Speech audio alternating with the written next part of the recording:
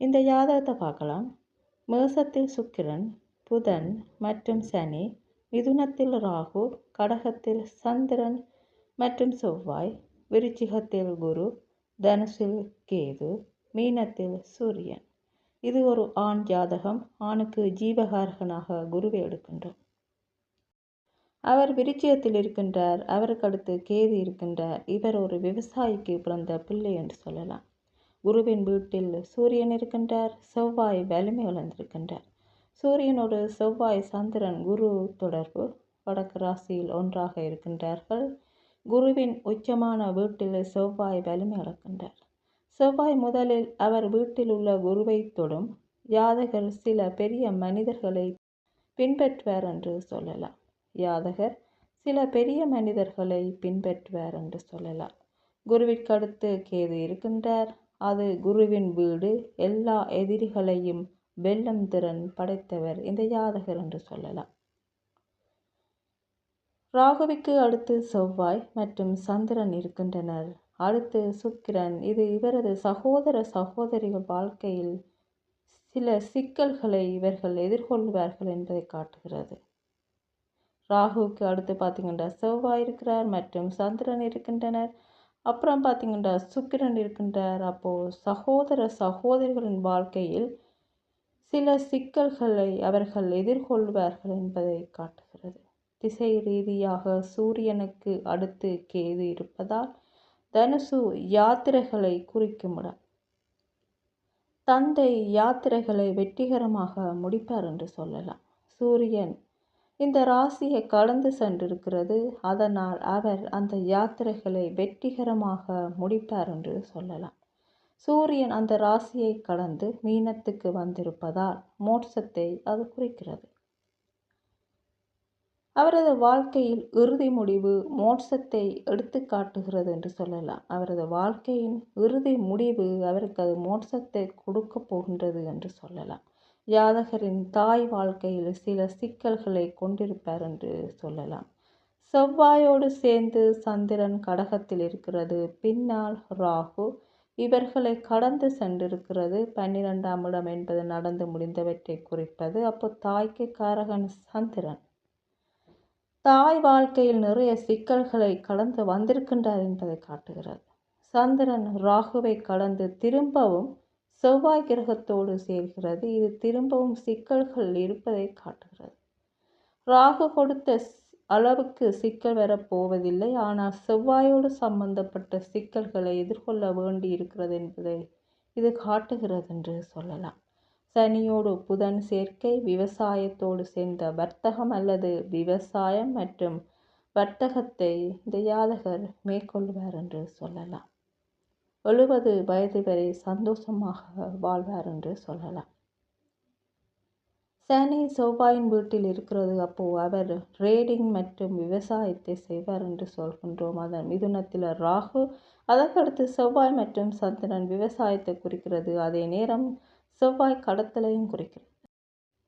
கோச்சார குரு மோசத்துக்கு வரும்போது அங்கு உள்ள சுக்கிரன் குரு மற்றும் சனி மீது போவார். எனவே ஜாதகரின் முடிவு இந்த காலகட்டத்தில் இருக்கும் என்று சொல்லலாம்.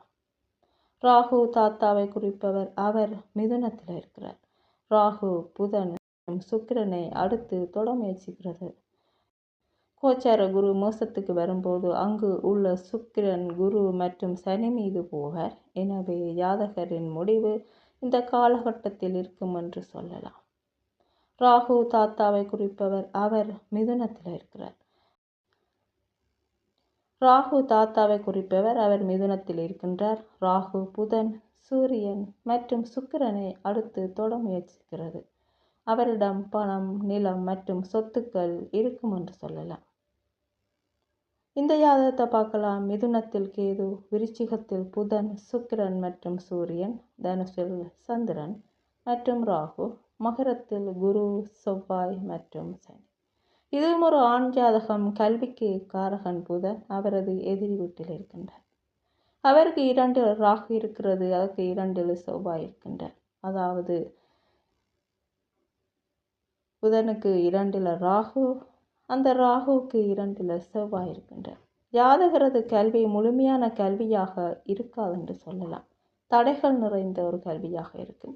மகரத்தில் செவ்வாய் கிரகத்தோடு குரு சேர்ந்திருக்கின்றது. சூரியன் அந்த செவ்வாயின் வீட்டில் சுக்கிரனோடு இருக்கின்றார். செவ்வாய் உச்சமான நிலையில் இருப்பதால் அந்த தாக்கம் செவ்வாயின் வீட்டில் உள்ள சூரியனுக்கு இருக்கும் என்று சொல்லலாம். அப்போ பெற்றோரின் சொத்துக்கள் ஜாதகருக்கு இருக்கும் என்று சொல்லலாம். தொழிலை பொறுத்தவரை வேளாண்மை, கால்நடை மற்றும் வர்த்தகம் இந்த மாதிரியான தொழில்கள் ஜாதகருக்கு நன்றாக இருக்கும் என்று சொல்லலாம். மகரத்தில் உள்ள சனி செவ்வாய் கிரகத்தை தொடர்பு கொள்கிறது. இது விவசாயத்தை அடையாளமாக காட்டுகிறது. மேலும் கால்நடை வளர்ப்பையும் குறிக்கின்றது. குரு என்பது உயிரை கொடுப்பவர் மற்றும் உயர்ந்த அதாவது உச்சமான செவ்வாய் கிரகத்தோடு சேர்ந்திருக்கின்ற சந்ததியினரின் விரிவாக்கத்தையும் கால்நடை வளர்ப்பையும் குறிக்கிறது. தாத்தாவை குறிக்கும் ராகுவுக்கு முன்னால் புதனும் சுக்கிரனும் இருக்கின்றன, அதாவது அருகருகே இருக்கின்றன. இந்த தாத்தாவுக்கும் பணம் மற்றும் சொத்துக்கள் நிறைய இருக்கும் என்று சொல்லலாம். பெற்றோரின் தந்தையால் பெற்றோருக்கு கிடைக்கப்பட்ட சொத்துக்கள் அப்படியே ஜாதகருக்கு செல்கின்றது என்பதை இது காட்டுகிறது. சூரியன் மற்றும் புதன் சுக்கிரனோடு சேர்ந்திருக்கின்றது. பெற்றோரின் சொத்து மரபு ரீதியாக பெற்று பாதுகாக்கப்பட்டு இந்த ஜாதகருக்கு வருவதை காட்டுகிறது என்று சொல்லலாம். தந்தையின் சகோதரிக்கு பிள்ளைகள் இல்லை, அதனால் இந்த சொத்தும் அதாவது அந்த சகோதரியினுடைய சொத்தும் ஜாதகருக்கு வருகிறது என்று சொல்லலாம். இங்கு சூரியனுக்கு சுக்கிரன் சகோதரியாக இருக்கின்றார். சுக்கிரன் குருவுக்கு பின்னால் இருக்கிறது. சுக்கிரன் தனுசுக்கு வந்தால் இடமாற்றம் ஏற்படும். அப்போ சனி சகோதரியின் சொத்தாக மாறுகிறது. சுக்கிரன் இருக்கும் அதாவது தனுசில் இடமாற்றம் மூலம் அந்த இடத்துல குரு வந்தால் ராகுவோடு சேர்க்கை. அதனால் சுக்கிரனுக்கு குழந்தையை கொடுக்கவில்லை. சனியும் தடையை கொடுக்கிறது. குரு மகரத்தில் இருக்கும்போது அதனால் சனி குரு மகரத்தில் இருக்கும்போது சனியும் தடையை கொடுக்கிறது. அதனால் சகோதரிக்கு பிள்ளைகள் இல்லை என்று சொல்லலாம். தந்தை தனது சண்டை குணம் காரணமாக அனைத்து சொத்துக்களையும் இழந்தார் என்று சொல்லலாம்.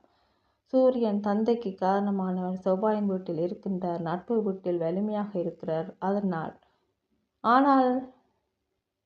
ஆனால் புதனுக்கு அது எதிரி வீடு. சூரியனுக்கு சுக்கிரன் எதிரி. இங்கு விருச்சிகத்தில் சூரியன், சுக்கிரன் மற்றும் புதன் சொத்துக்களுக்கு விரோதமான அமைப்பாக காட்டுகிறது. சொத்துக்கள் இருந்தாலும் கூட அதிலே வில்லங்கங்கள், விரோதங்கள் இருப்பதை காட்டுகிறது. குரு 6வது சுற்றில் மிதுனத்துக்கு வரும்போது கேது மீது போவார். அந்த வீட்டுக்குரிய புதன் பகை வீட்டில் இருக்கின்றார். கோச்சார குரு ஜாதகத்தில் உள்ள குரு மீது போகும்போது அந்த குருவிற்கு 12இல் ராகு இருக்கின்றார்.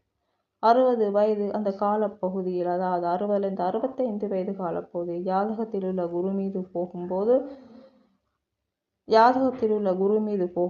இந்த காலப்பகுதியில் ஜாதகத்தில் உள்ள கேதுவை தொடர்பு கொள்ளும் போது ஜாதகரின் ஆயுளுக்கு பங்கம் ஏற்படும் என்று சொல்லலாம்.